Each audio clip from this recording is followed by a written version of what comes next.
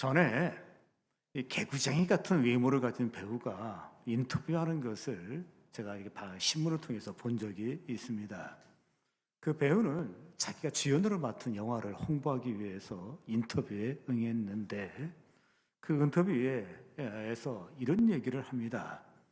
자기가 그 영화의 주인공이었는데도 불구하고 그 영화에서 말을 한마디도 안 한답니다. 그러다가 마지막에 한마디를 한다. 그렇게 얘기를 했습니다. 그 이유는 자기가 고아였는데 그리고 말이 어눌해 가지고서 혀가 짧아서 말을 잘 안 하는데 어떤 돌팔이 의사가 이야기하기를 나한테 수술을 받으면 말을 할 수 있다. 그리고 그 비용이 1억이라고 얘기했대요.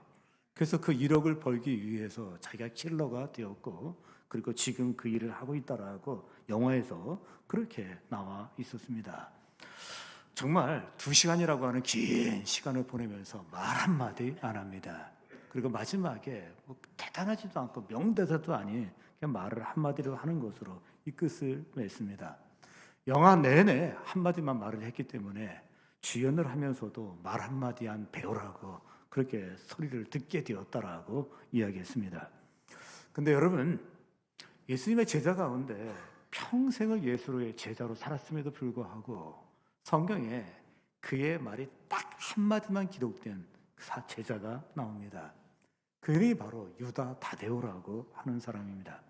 우리에게는 다데오라고 익숙해졌는데 그는 유다라고 하는 이름도 갖고 있습니다. 성경에 딱 한 번 나오는데 그게 22절입니다. 우리는 주일마다 예수님의 12제자를 지적하고 있습니다. 오늘은 10번째 시간으로 예수님의 10번째 제자라고 할 수 있는 유다 다데오를 한번 주목해 보시기 바랍니다. 그렇다면 유다 다데오, 그는 누구인가요? 첫 번째, 이름값을 한 제자입니다. 여기 22절을 보십시오. 가룟인 아닌 유다가 이르되 주여 어찌하여 자기를 우리에게는 나타내시고 세상에는 아니하려 하시나이까. 목사님, 다데오 이야기를 하신다고 설교하신다고 했는데 왜 다데오는 안 나오고 유다만 나옵니까? 거기 앞에 있는 유다는 가룟 유다예요. 그 유다가 아니라 유다가 이렇게 이야기했다. 이게 되어 있습니다. 여러분, 유다 그리고 다데오 이거 한 말입니다. 한 사람입니다. 그러니까 다데오가 유다라고 그렇게 이야기할 수 있습니다. 그러니까 목사님, 이 다데오로 가는 사람은 이름이 2개네요. 이렇게 말할 수 있습니다. 근데 2개 정도가 아닙니다. 이름이 3개라는 걸 알 수 있습니다. 초대 교회의 교부 가운데 제롬이라고 하는 사람이 있는데 이 사람이 예수님의 제자에 대해서 언급을 하면서 유다 다데오를 가르쳐서 이름이 3개인 제자다라고 그렇게 이야기한 겁니다. 그러니까 그의 이름이 3개라고 그렇게 말할 수 있습니다. 먼저 그의 이름이 다데오인데 마태복음, 마가복음에는 다데오 이렇게 되어 있어요. 그런데 이걸 누가복음이라든지 사도행전을 보게 되면 다데오라 대신 유다 이렇게 되어 있어요. 특별히 오늘 요한복음은 있죠. 그거를 헷갈리는 걸 막기 위해서 가룟 유다가 아니라 유다라고 그렇게 보여주고 있는 걸 볼 수 있습니다. 그런데 사람들은 추측하기를 유다가 본명이고 다데오는 별명이거나 제2의 이름일 것이다라고 그렇게 이야기를 합니다. 그 이유는 누가라고 하는 사람이 누가복음을 쓰고 사도행전을 썼는데 이 사람이 역사에 대한 어떤 해박한 지식을 갖고 있어요. 그러니까 이 사람이 역사를 기록하고 성경을 기록했을 때 별명을 기록하지 않냐고 본명을 기록했을 것이다.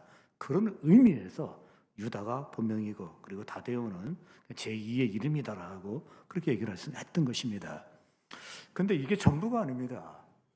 영어 성경을 이렇게 보게 되면 있죠. 마태복음 10장에 분명히 우리 성경엔 다데오라고 되어 있는데 어느 영어 성경에 보면은 레비오스라고 이렇게 되어 있어요. 이 레비오스 이름이 맞습니다. 그러니까 제롬이 이야기한 대로 예수님의 제자 가운데 이 다데오는 이름이 3개인 사람이라고 이야기했는데 맞습니다. 유다 그리고 다데오 그 다음에 레비오스. 그러니까 이게 다 한 사람이라고 그렇게 말할 수 있습니다.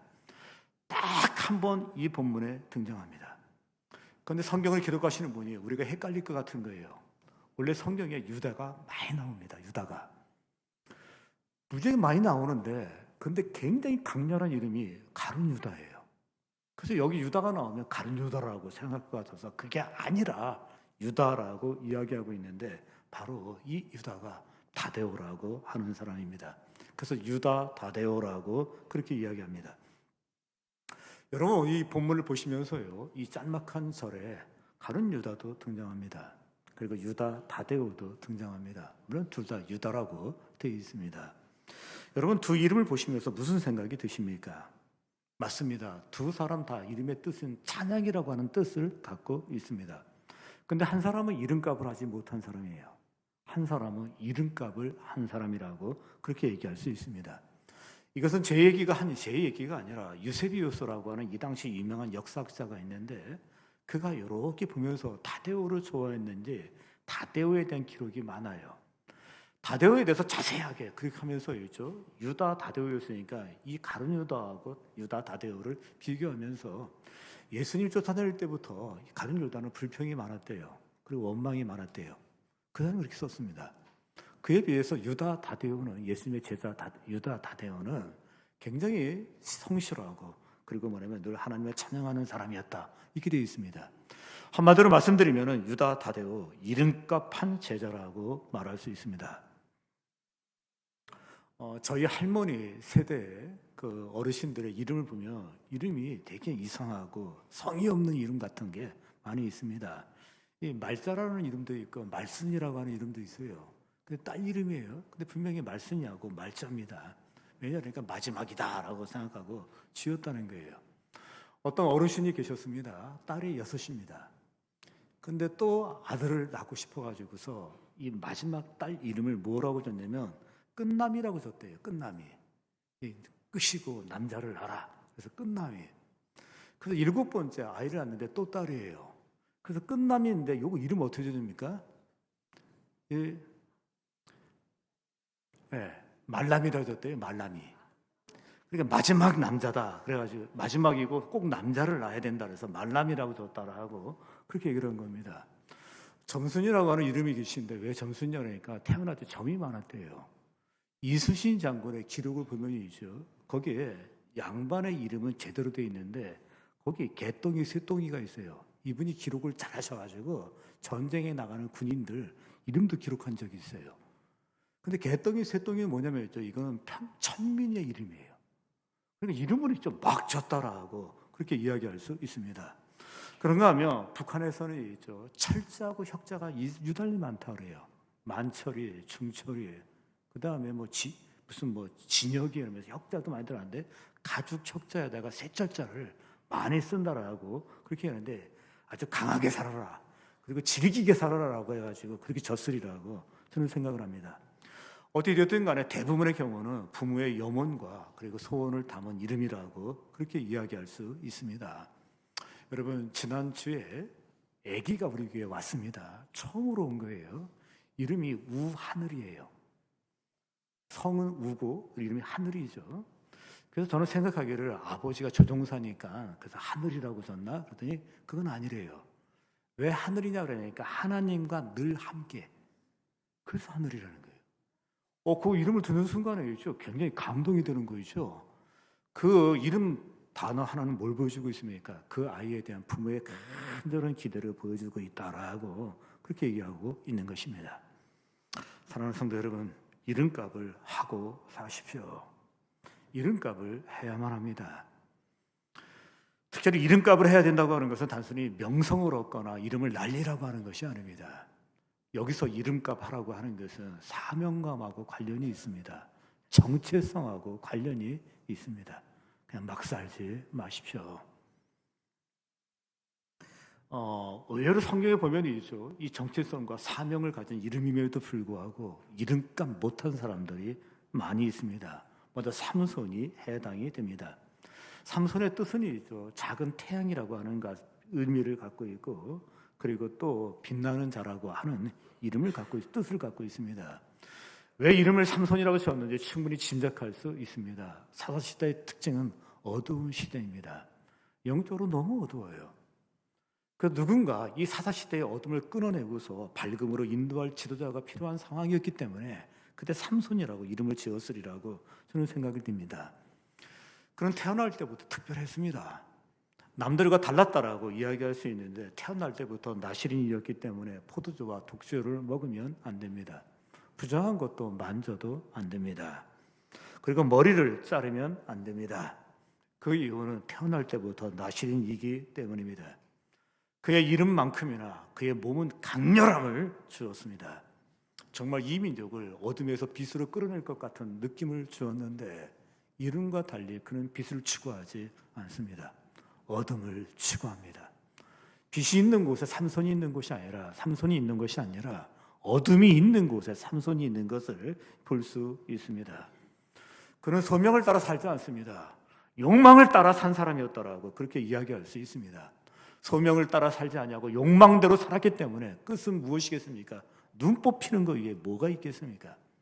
묶이는 것 위에는 뭐가 있겠습니까? 머리 잘리는 것 위에는 아무것도 없습니다. 결국 그가 있죠. 소명을 따라 살지 아니하고 욕망을 쫓아 살았기 때문입니다.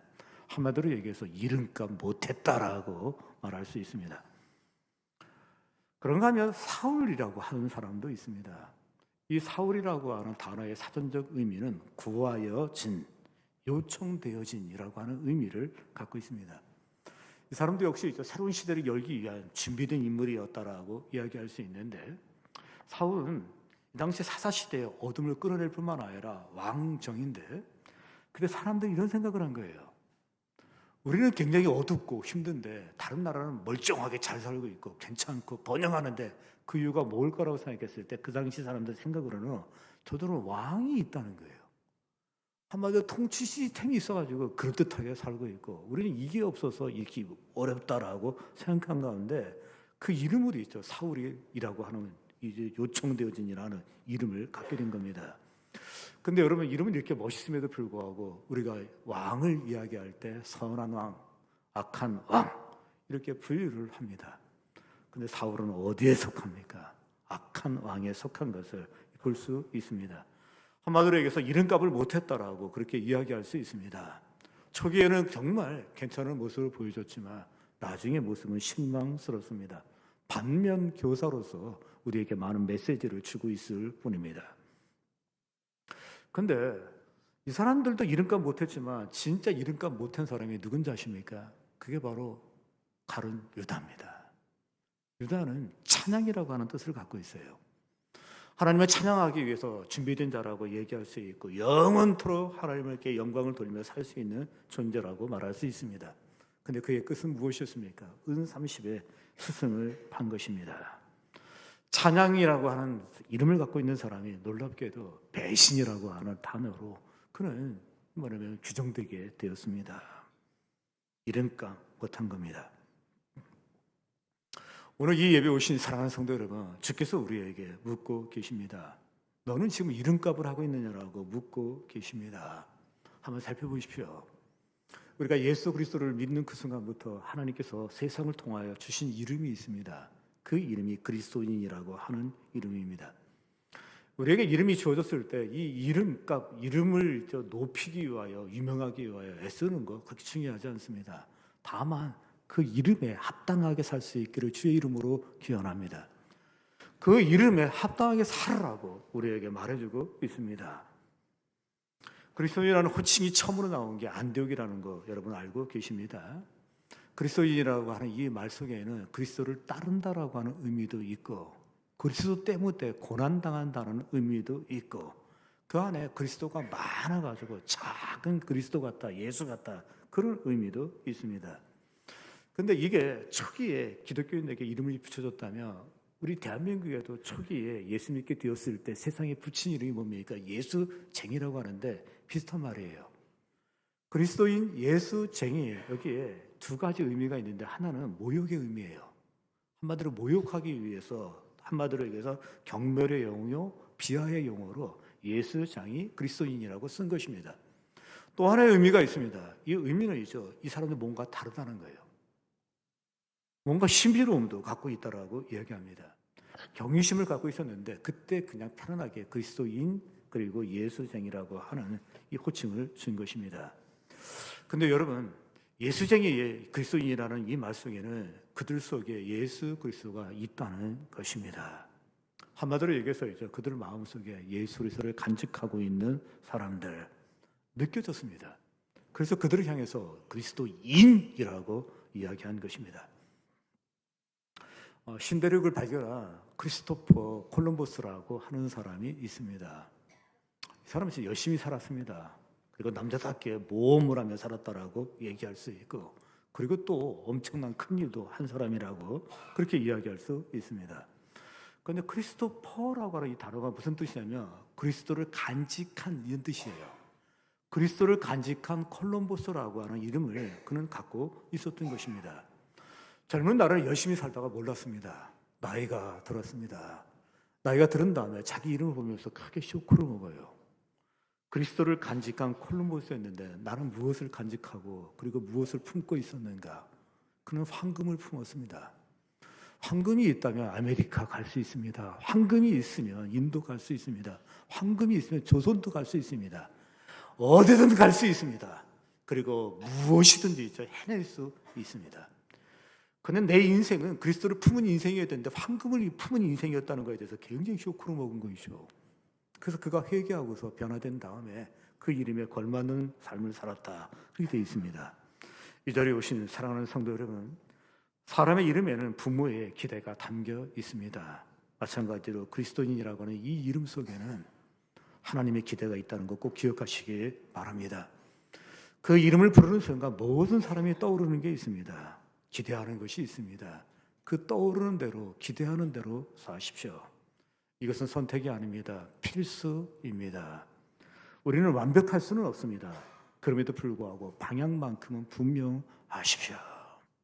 예수 그리스도가 나의 중심이 되게 하십시오. 유다 다데오, 그런 누구입니까? 이름값한 제자입니다. 두 번째, 유다 다데오, 그런 누구입니까? 하나님의 때에 대해서 무지한 제자입니다. 여기 22절 보십시오. 가로진 아닌 유다가 이르되 주여 어찌하여 자기를 우리에게는 나타내시고 세상에는 아니하려 하시나이까. 이 구절은 정말 신기하게 유다 다데오가 다데오라고 하는 예수님의 제자의 음성이 유일하게 기록되어 있는 거예요. 이 질문밖에 없습니다. 이 질문 내용이 무슨 내용이냐면 왜 예수님 우리에게 자신을 드러낸 것처럼, 그리고 우리가 예수님을 아는 것처럼 사람들에게도 드러내고 사람들이 예수를 알게 해야 합니다. 예수 그리스도는 길이요 진리요 생명이라고 하셨는데, 길이요 진리요 생명이라는 거 우리만 알지 않고 이 모든 사람이 다 알 수 있게 해야 됩니다라고 그렇게 말해주고 있는 것입니다. 그의 마음속에 더 많은 사람들이 예수를 따르기를 기대했습니다. 예수를 믿기를 기대했습니다. 구원 얻기를 그는 기대했다라고 그렇게 얘기할 수 있습니다. 이 질문 멋있는 질문입니다. 신학적으로 문제가 없습니다. 그리고 또 선교적으로도 문제가 없습니다. 그럼에도 불구하고 예수님의 반응이 별로예요. 한마디로 어색하다라고 얘기할 수 있고 기뻐하는 모습도 보여주지 않는 것을 볼 수 있습니다. 이 답변은 있죠. 사실은 다데오가 기대했던 거하고 전혀 다른 답변이 나왔다라고 그렇게 이야기할 수 있습니다. 그러면 여러분이 있죠. 괜찮은 얘기를 하고 신학적으로 교리적으로 문제가 없는 말을 했는데 왜 예수님의 반응이 이렇게 시시합니까? 그 이유는 간단합니다. 왜겠습니까? 그에게는 하나님의 때에 대한 무지가 있습니다. 이걸 전혀 모르는 거예요. 성경이 다 중요하지만 사람들 가운데 요한복음 14장이 중요하다 그렇게 말하는 사람이 있습니다. 아마 성경을 연구하는 가운데 머릿속에 잘 집어넣기 위해서 그렇게 의미를 부여하지 않는가 그런 생각도 합니다. 그러면서 이야기합니다. 요한복음 14장 1절을 한번 보라는 거예요. 보십시오. 너희는 마음에 근심하지 말라. 하나님을 믿으니 또 나를 믿으라. 이거 굉장히 중요하죠. 저도 동감을 합니다. 6절을 보십시오. 또 예수께서 이르시되 내가 곧 길이요 진리요 생명이니 나로 말미암지 않고는 아버지께로 올 자가 없느니라. 다 예수님께서 친히 하신 말씀입니다. 이 말씀을 듣고 빌립이 한마디 하죠. 주여, 뭐라 했습니까? 아버지를 우리에게 보여 주옵소서. 이 얘기 쓴 다음에 있죠. 여러에게 왔다 갔다 하다가 21절을 보십시오. 나의 계명을 지키는 자라야 나를 사랑하는 자니 나를 사랑하는 자는 내 아버지께 사랑을 받을 것이요 나도 그를 사랑하여 그에게 나를 나타내리라. 보여달라고 했을 때 있죠. 예수님이 이렇게 얘기를 한 거예요. 뭐냐면 예수님 사랑하면 그에게 보여줄 수 있다라고, 보여진다라고 이야기한 겁니다. 이 얘기를 유다 다데오가 들었어요. 들은 다음에 바로 손 들고 한 얘기가 바로 이 얘기입니다. 예수님, 우리가 예수님을 보고 있는 것처럼 사람들이 볼 수 있게 나가자는 거예요. 그리고 또 전하자는 거예요. 이 말은 쉽게 얘기해서 여기 있지 말고 예루살렘 사거리로 가고, 그리고 예루살렘 시장에 가가지고 확성기를 대고서 예수 그리스도를 믿어라, 주 예수를 믿어라. 그러면 너와 내 집이 구원을 얻으리라고 외치거나, 아니면 현수막을 듣고 적극적으로 우리가 나와서 전하자라고 그렇게 이야기한 것입니다. 이건 일종의 선교적 제안이라고 그렇게 이야기할 수 있습니다. 이렇게 훌륭한 얘기를 했는데 예수님이 굉장히 어색해요. 그리고 즉각적인 반응이 굉장히 좀 시시하고 썰렁하다라고 그렇게 이야기할 수 있습니다. 목회적으로 신학적으로 전혀 문제가 없는데 왜 그렇게 했겠습니까? 그 이유는 그가 때에 대한 무지 때문입니다. 예수님은 때에 굉장히 민감합니다. 내 때가 되었느냐 안 되었느냐, 때가 참여하면서 굉장히 중요하게 여기는데, 요한복음 6장에 보게 되면 오병이어의 기적이 있습니다. 이 기적은 엄청난 기적입니다. 보리떡 5개와 물고기 2마리를 가지고서 장정 5,000명이니까 10,000명 넘는 사람을 먹였더라고 그렇게 이야기할 수 있습니다. 사람들이 열광했습니다. 그리고 흥분했습니다. 흥분의 도가니였더라고 그렇게 얘기할 수 있고, 감동의 도가니였더라고 이야기할 수 있습니다. 드디어 모세 같은 지도자가 나왔다는 거예요. 모세가 지도자 때 우리가 만나를 먹였던 것처럼 이건 먹이지 않았느냐라고 하면서 오병이어의 기적은 왕의 출현처럼 느껴진 거예요. 그러자 이들이 어떤 반응을 보였습니까? 요한복음 6장 13절부터 15절을 보십시오. 이에 거두니 보리떡 5개로 먹고 남은 조각이 12바구니에 찼더라. 그 사람들이 예수께 행하신 이 표적을 보고 말하되 이는 참으로 세상에 오실 그 선지자라 하더라. 그러므로 예수께서 그들이 와서 자기를 억지로 붙들어 임금으로 삼으려 하는 줄 아시고 다시 혼자 산으로 떠나 가시니라. 왜겠습니까? 때가 아닙니다. 근데 이 평민이 그렇게 얘기했다면, 백성이 얘기했다면 그 충분히 이해갑니다. 근데 아쉬운 게 있다면 유다 다데오는 3년간 예수님께 개인 교습을 받은 거예요. 교육을 받았어요. 근데도 지금이 있죠. 이 때에 대해서 전혀 인지를 못하는 거예요. 여러분, 이 부분에 대해서 예수님의 책임보다는 다데오의 책임이 더 크다라고 그렇게 이야기할 수 있습니다. 참 이상한 건 있죠. 이 메시아 상에 대해서, 때에 대해서만큼은 유대인들이 굉장히 둔감해요. 토양이 안 좋아요. 어느 목사님이 해남에 갔대요. 거기 다원이 있었는데 다원은 찻집이 아니라 차밭.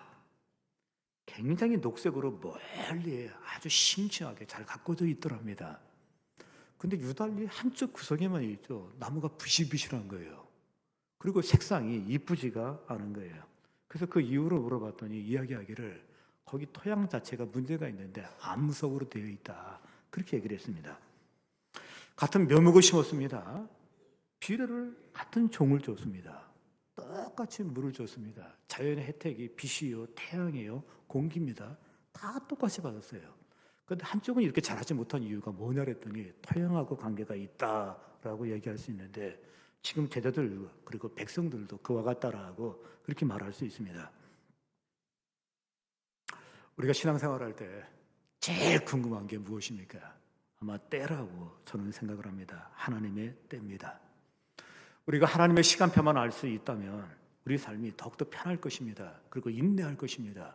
어떤 의미에서 믿음을 지키는데 도움이 되리라고 저는 생각을 합니다. 군대 생활 30개월 할 때마다 그들이 군대 생활 어려워도 잘 할 수 있는 게 뭐겠습니까? 날짜를 명확히 알아요. 나는 이제 제대한다는 거예요. 몇 월 며칠. 그때를 알기 때문에 그냥 이렇게 잘 견디기도 하고 또 이겨낸다라고 이야기할 수 있습니다. 아기를 가진 산모가 있습니다. 힘듭니다. 그리고 어렵습니다. 그럼에도 불구하고 마지막까지 몸을 지키고 그 아이를 지킬 수 있는 것은 무엇입니까? 명확하게 알아요. 언제쯤 이 아이를 출산할 수 있다는 걸 아는 겁니다. 그래서 도움이 된다라고 그렇게 얘기를 할 수 있습니다. 제자들도 이 하나님의 때에 대해서 명확하게 알게 되면이죠, 도움이 된다는 거 알고 있습니다. 견딜 수 있습니다. 이겨낼 수 있습니다. 참을 수 있습니다. 그때를 알기 때문입니다. 그래서 예수님께 물어봐요. 그때가 언제냐고. 예수님의 대답을 들어보십시오. 사도행전 1장 6절 7절입니다. 그들이 모였을 때에 예수께 여쭈어 이르되 주께서 이스라엘 나라를 회복하심이 이때니까 하니, 다음 때 하겠습니다. 이르시되 때와 시기는 아버지께서 자기의 권한에 주셨으니 너희는 알 바 아니요. 분명히 하나님은 계획이 있습니다. 때가 있습니다. 근데 너희들은 알 바 아니라 그래요. 그리고 내 주권이다, 내게 있다라고 그렇게 하면서 숨겨놓은 것을 볼 수 있습니다. 이거는 영원히 변하지 않습니다. 우리가 그때가 언제입니까? 라고 아무리 물어도 하나님은 대답하지 않습니다. 그렇다면 여러분, 이 예배 오신 사랑하는 성도 여러분, 우리의 신앙의 초점을 타이밍에 두지 마십시오. 대신 하나님과 함께 둘 수 있기를 바랍니다. 하나님과 관계 속에 둘 수 있기를 주의 이름으로 기원합니다. 물론 우리의 관심사가 타이밍이라는 거 알고 있습니다. 그리고 그 타이밍의 핵심은 뭐냐면 하나님이 늦다는 거예요. 꼭 한 발 늦다는 거예요. 내가 이렇게 부를 때, 이렇게 찾았을 때, 이렇게 하나님의 도움을 구했을 때 안 나타나시고 꼭 죽어야 나타나네요. 꼭 나사로가 죽으니까 우리 예수님이 오신 거죠. 사흘이 지났는데. 그래서 항상 우리의 불만, 아쉬움 무엇입니까? 하나님을 찾을 때 왜 그때 나타나지 않느냐라고 그렇게 푸념을 하고 있는 것입니다. 그렇습니다. 왜 이렇게 하나님은 타이밍, 이 감각이 없으시냐라고 우리는 불만이 많습니다. 근데 이 불만에 대해서 하나님은 답변하지 말고 답변을 안 하셨어요. 알 바 아니요. 그리고 뭐라 했습니까? 타이밍이 중요한 것이 아니라 초점이 아니라 나하고 관계라고 그렇게 말씀하고 있습니다. 오늘 유다 다데오가 그 사실을 알려주고 있는 것입니다. 여기 요한복음 14장 23절을 보십시오.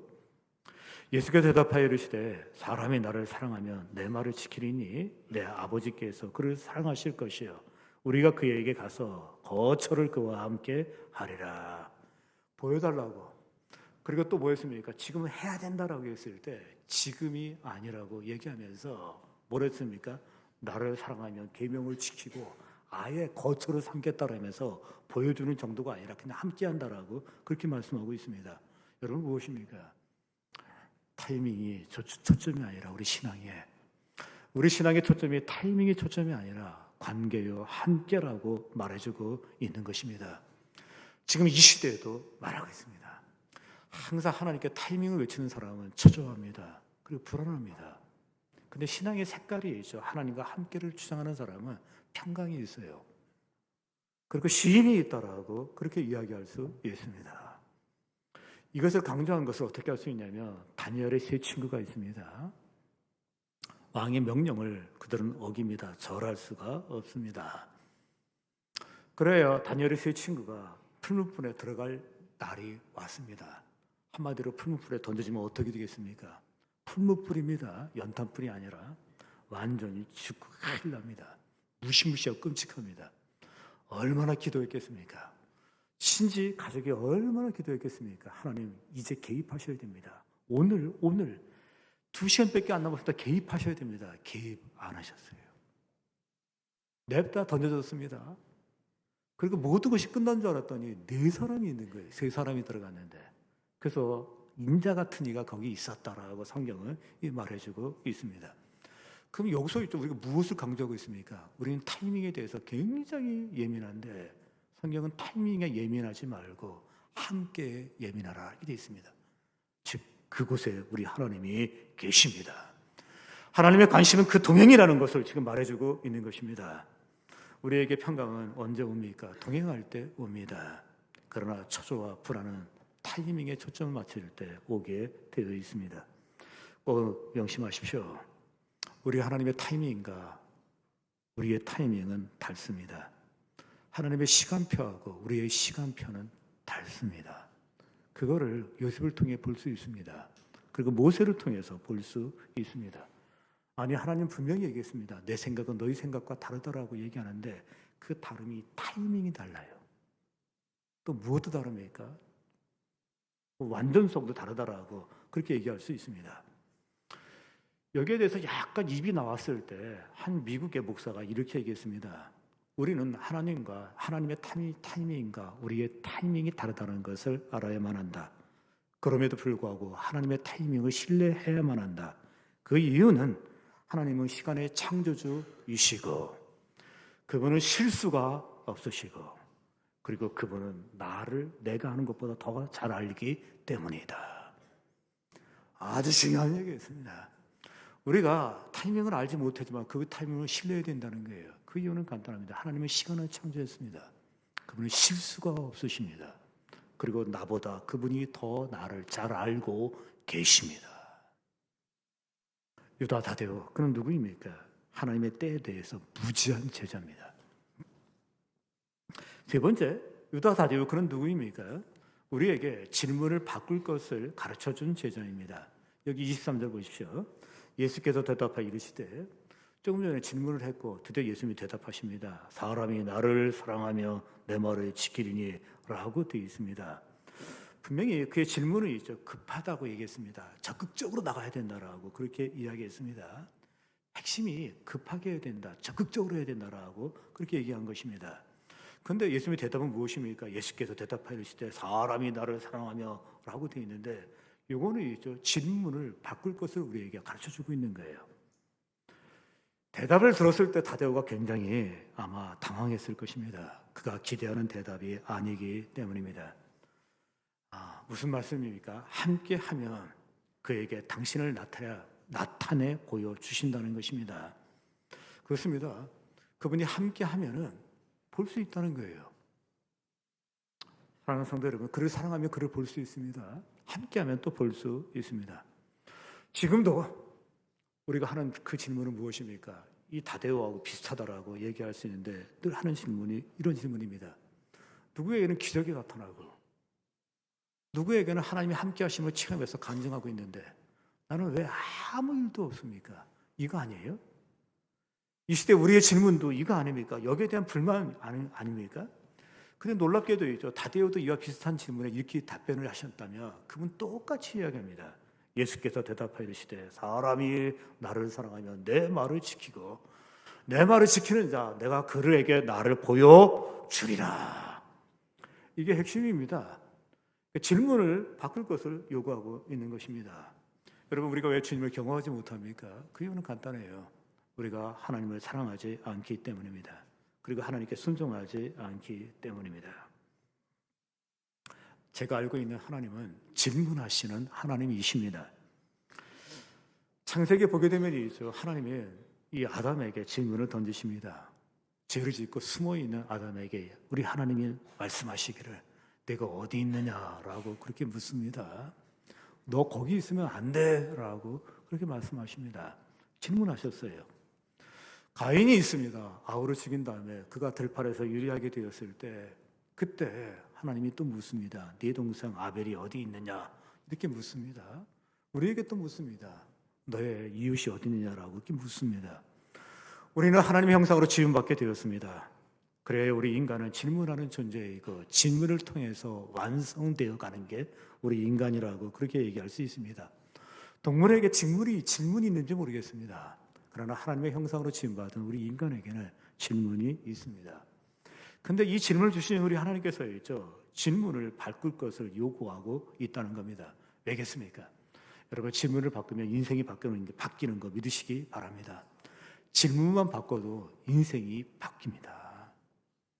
전에 제가 인도 선교사 한번 얘기한 적이 있는데요. 이분이 인도 사역을 마치고 영국에 와가지고 영국에 자기가 있었던 모교회를 간 거예요. 거기에 어떤 한 아가씨가 있는데 아가씨가 굉장히 밝아요. 그러니까 팔 하나가 없습니다. 그리고 폐결핵을 걸어요. 폐병을 갖고 있어요. 어떤 의미에서 이건 고칠 수 없는 병이었기 때문에 그 당시에 그냥 죽음을 앞두고 서서히 죽어가고 있다라고 얘기하는데 이런 사람이라면 그 사람이 보이는 얼굴 모습이 있는데 이 예측이 틀리는 거예요. 너무 밝은 거예요. 예측이 안 맞으니까 궁금하니까 질문을 던지게 되죠. 원래 당신의 얼굴은 이래야 되는데 이상한데 그 이유가 뭐냐고 물었을 때 그가 답변을 했습니다. 그는 이렇게 했습니다. 왜라고 묻지 않냐고 항상 무엇을 물었습니다. 하나님, 왜 손이 달려나갔습니까? 라고 묻지 않냐고 이 손으로 무엇을 할까요? 물었대요. 자기 폐병에 걸렸습니다. 왜 나에게 폐병을 주셨습니까? 라고 묻지 아니하고, 그럼 이 몸 가지고 하나님을 위해서 무엇을 할까요? 이걸 물은 거예요. 진짜 질문만 바꾸면 인생이 바뀐다는데 진짜 인생이 바뀌었다라고 그렇게 말할 수 있습니다. 여러분, 왜라고 하는 질문 하지 마십시오. 무엇이라고 하는 질문 할 수 있기를 바랍니다. 왜 이런 일이 일어났느냐라고 자꾸 얘기하지 마세요. 그거는 이제 신앙이 없는 얘기입니다. 신앙이 있는 얘기는 무슨 얘기입니까? 하나님, 이때 내가 어떻게 해야 되나요? 내가 주여 말씀하여 주옵소서, 주께서 말씀하신 대로 따르겠나이다. 민수기에 제일 많이 나오는 단어가 원망입니다. 원망. 이들이 늘 원망하고 있습니다. 놀랍게도 이들이 싸워야 될 대상은 적이 아니라 원망이라고 생각되는데, 그 이유는 전쟁에 죽은 사람보다, 굶어 죽은 사람보다 원망하다 죽은 사람이 훨씬 더 많아요. 진짜 이게 싸워야 될 게 원망이라고 그렇게 얘기를 할 수 있습니다. 그들은 원망합니다. 왜 원망하는가 가만히 들어보니까, 왜 우리를 이곳으로 이끄셨나요? 왜 이렇게 우리에게 어려움을 주나요? 하면서 늘 원망하는데, 원망은 환경의 문제가 아닙니다. 원망은 마음의 문제입니다. 그리고 원망은 불신앙에 기인합니다. 그리고 원망은 교만하고 깊은 관련이 있습니다. 이들을 통해서 확인할 수 있습니다. 그런데 이들이 하나님을 원망하는데 만나에 질렸다라고 해요. 만나에 질렸다고. 근데 여러분, 매일 밥만 먹으니까 너무 질리잖아요. 만나에 질렸다고 그래요. 처음에 만나를 봤을 때는 꿀 같았다고 그랬습니다. 두 번째는 만나를 있죠. 기름에 튀긴 과자 같았다. 이게 되어 있어요. 근데 민수기 21장에 가면 있죠. 뭐로 바뀌냐면 싫었다고 그래요. 전에는 박했다는 단어가 나왔는데 싫어, 음식에 질려서 싫다라고 그렇게 이야기한 것입니다. 여러분, 이것도 너무 이상한 거 있죠. 점점 교만해진 거예요. 그래서 이제 질려서 싫다라고 그렇게 이야기했습니다. 제가 원망이 나쁘다는 이유를 말씀드리겠습니다. 원망은 사람의 가능성을 축소시킵니다. 더 나아가서 원망은 사람의 창의력을 완전히 죽여놓는다라고 그렇게 이야기할 수 있습니다. 여러분, 이들을 이렇게 지켜보시게 되면, 민수기에 나와 있는 이들을 지켜보시게 되면, 이들이 애굽에서 나올 때 뭘 갖고 나왔어요? 절구를 갖고 나왔어요. 절구. 우리 대한민국의 쇠절구처럼 무겁진 않았나 봐요. 어쨌든 간에 절구를 갖고 나왔다라고 그렇게 되어 있습니다. 그러면 여러분이 있죠. 이들이 갈아 먹기도 하고, 그 다음에 뭐냐면 쪄먹었다라고 이렇게 되어 있는데, 조금만 창의성을 발휘하게 되면 있죠. 가른 걸 가지고 뭐 할 수 있습니까? 밀가루처럼 쓸 수 있습니다. 밀가루를 쓰면 뭐가 됩니까? 칼국수를 만들어 먹을 수 있습니다. 칼국수를 만들어 먹다가 약간 좀 더 좋은 거 먹고 싶으면 있죠. 닭칼국수, 일상칼국수를 만들어 먹을 수 있는데, 메추라기가 있어요. 이것들이. 그 메추라기에다가 있죠. 이거 잘라서 넣으면 있죠. 이게 일상칼국수인데 우리를 놀라게 그게 만들어 먹을 수도 있고요. 그뿐만 아니라 광야에는 또 하나의 재료가 있습니다. 걸프 전쟁 때 이라크 사람들은 굶어 죽지 않는다. 그 이유는 대추 야자가 있기 때문에 그렇게 많대요. 가꾸지 않아도 많고 무지하게 많이 열리는 게 대추 야자라고 그렇게 얘기했습니다. 그러면 조금만 머리가 쓰면이 어떻게 습니까? 이 만나는 가시 같다고 되어 있으니까 가루 가지고서 가루를 만든 다음에 가루를 찐빵처럼 이렇게 찌은 다음에 그 위에다가 대추 야자를 올려놓으면 뭐가 되죠? 이것도 괜찮은 음식이 돼요. 저 같은 사람도 이 정도 상상하는데 있죠. 원망만 안 했으면 엄청 발달했을 거예요. 이 광야 푸드가 여기서 나올 수 있었을 거예요. 근데 광야 푸드가 왜 안 나왔냐면 맨날 원망만 하는 거 있죠. 그 원망만 하니까 전혀 개발이 안 된 겁니다. 제가 얘기 들으니까 우리가 먹는 약의 대부분이 석유에서 나온다 그래요. 맞아요? 저 처음 들었어요. 그거 모르고 막 먹었는데 석유에서 나왔대요. 석유에서. 하여튼 뭐냐면 이 주신 거 가지고서 조금만 하면 되는데 원망은 이걸 못하게 만듭니다. 혹시 여러분 조지 워싱턴 커버 박사에 대해서 들어보셨습니까? 조지 워싱턴 커버 박사, 이 사람은 굉장히 유명합니다. 원래 농학 박사인데 우리가 어렸을 때 배우기에는 교회에서만 알려졌는데 땅콩 박사로 알려졌어요. 왜냐하면 땅콩하고 깊은 관련이 있기 때문입니다. 이분이 있던 곳이 엘라 베마주인데 여기는 모카가 많이 나는 곳이래요. 그래서 모카를 계속 키우게 되면 약점이 있습니다. 모카나 인삼이나 똑같습니다. 한 번 키우면 지질에 있는 모든 걸 빨아들여요. 그러니까 그 다음번에는 반드시 흉작이거나 문제가 일어나게 돼요. 그럼 이것 때문에 너무 고민을 하는 거예요. 살 수가 없다는 거. 너무 흉작은 오고 조금밖에 소출은 없고 이러면 굶어 죽겠다 생각했는데, 이분이 가만히 생각해 보니까, 연구를 해보니까, 농학 박사다 보니까 그 목화가 끝난 그 다음에는 땅콩을 심으면 되는 거예요. 땅콩은 잘 자랍니다. 그래서 땅콩이 막 나와가지고서 있죠. 완전히 이것도 대박이다라고 너무 좋아하면서 기뻐한 겁니다. 근데 조금 지나니까 또 문제가 생겼어요. 그 문제가 뭐냐면 땅콩이 너무 많이 나온 거예요. 근데 땅콩을 먹는 방법이 튀겨 먹고 볶아 먹고 쪄 먹는 거 외에는 방법이 없는데 누가 그렇게 많이 먹어요? 이걸 어떻게 할까 고민하다가 있죠. 이분이 또 생각을 한 겁니다. 이거 간단하다는 거예요. 뭐예요? 잼을 만들자는 거예요. 땅콩잼이 그때 나왔어요. 지금 우리 김치 없이 못 살지 않습니까? 미국 사람들도 땅콩잼 없이 못 살아요. 정말이죠. 그 다음에 또 뭘 만들었냐면 있죠. 땅콩 버터를 만드는 거죠. 이거는 보관도 되고 있죠. 밖으로 나와서 엄청나게 팔 수 있는데 아시아에다도 팔 수 있고 아프리카에도 팔 수 있고, 땅콩은 아프리카에 팔 수가 없는데 땅콩잼은 팔 수가 있어요. 그러니까 한마디로 얘기해서 있죠. 무한 발전하는데 이 루즈벨트 대통령이 이 카버 박사한테 한 얘기가 있습니다. 그가 미국의 가장 위대한 과학자라고 로열티 안 받았습니다. 그리고 마음껏 쓰라고 이야기했습니다. 심지어 땅콩 가지고서 비누 만들고 땅콩 가지고 화장품도 만들었습니다. 그렇습니다. 질문이 바뀌면 인생이 바뀌는 거 여러분 믿으시기 바랍니다. 인생의 난제 앞에서 왜 나에게 이런 일을 이야기하지 마십시오. 이때 내가 무엇을 해야 합니까? 라고 물으십시오. 당신의 인생을 바꿔 놓을 것입니다. 하나님께 선히 인도해 주실 것입니다. 바라고 원하기는 여러분의 질문이 하나님을 영화롭게 하고 그를 기대하는, 그를 즐거워하는 질문이 계속 되어지길 다시 한번 주의 이름으로 기원합니다. 기도하겠습니다.